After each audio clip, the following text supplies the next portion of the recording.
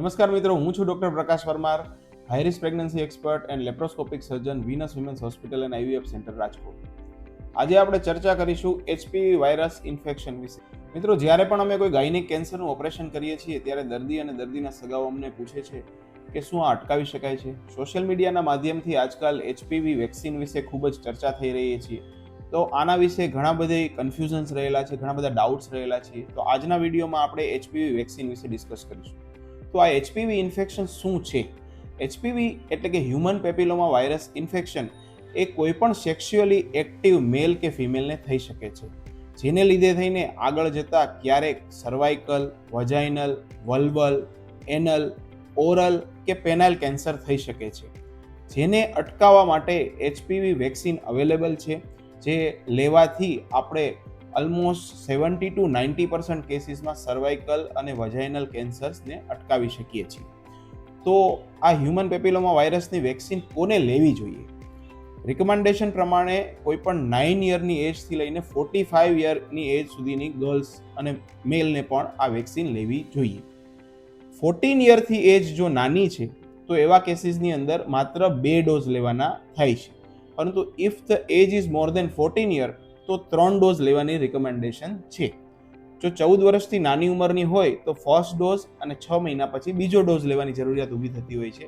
જ્યારે 14 વર્ષથી વધારેની ઉંમર હોય તો ફર્સ્ટ ડોઝ, 1 થી 2 મહિના પછી સેકન્ડ ડોઝ અને 6 મહિના પછી થર્ડ ડોઝ લેવાની જરૂરિયાત ઊભી થતી હોય છે.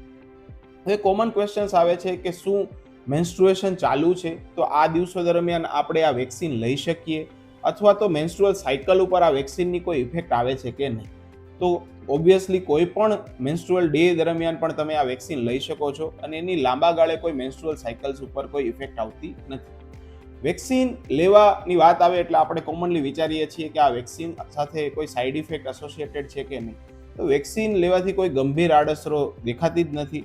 સામાન્ય ઇન્જેક્શન સાઇટ ઉપર પેઇન થવું, માઇલ્ડ હેડેક કે થોડું ઘણો લો ગ્રેડ ફીવર આવો, આવી સાઇડ ઇફેક્ટ થઈ શકે છે, જે બહુ ઓછા પેશન્ટમાં જોવા મળે છે, મોટાભાગના પેશન્ટ્સમાં જોવા મળતી નથી. હવે બહુ કોમન ક્વેશ્ચન્સ હોય છે કે કઈ વેક્સિન લેવી, કારણ કે માર્કેટની અંદર અત્યારે 2 કંપનીની વેક્સિન અવેલેબલ છે અને એમાં પણ 2 ડિફરન્ટ ટાઈપની વેક્સિન અવેલેબલ છે. તો કઈ વેક્સિન લેવી જોઈએ? હવે આપણે સમજીએ તો જો એચપીવી ઇન્ફેક્શન છે એ અલગ અલગ ઘણી બધી સ્ટ્રેન ધરાવે છે એચપીવી વાયરસની.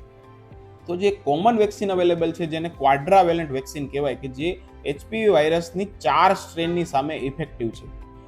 એમાં માર્કેટની અંદર 2 ડિફરન્ટ કંપનીની વેક્સિન અવેલેબલ છે. જે 4 સ્ટ્રેન સામેની વેક્સિન છે એ મેજોરિટી એટલે એપ્રોક્સિમેટલી 70% એચપીવી ઇન્ફેક્શન સામે આપણને રક્ષણ આપે છે. જ્યારે 9 વેલેન્ટ વેક્સિન અવેલેબલ છે કે જે 9 એચપીવી સ્ટ્રેન સામે પ્રોટેક્શન આપે છે, એ 90% કેસીસની અંદર ઇફેક્ટિવ છે. જે વેક્સિન થોડી કોસ્ટલી છે. જો એફોર્ડેબિલિટી હોય તો ગાર્ડાસિલ 9 એટલે કે જે 9 સ્ટ્રેન સાથે ઇફેક્ટિવ વેક્સિન છે એ આપણે લઈ શકીએ છીએ. હવે કોમન ક્વેશ્ચન આવે છે કે આ વેક્સિન લેવા પછી કેટલા ટાઈમની અંદર પ્રેગ્નન્સી રાખી શકાય? જે યંગ કપલ છે કે જેને પ્રેગ્નન્સી પ્લાન કરવી છે અને વેક્સિન પણ લેવી છે, તો આવા પેશન્ટ્સને પ્રેગ્નન્સી ક્યારે પ્લાન કરવી જોઈએ? તો વેક્સિન લયાના 1 મહિના પછી તમે પ્રેગ્નન્સી પ્લાન કરી શકો.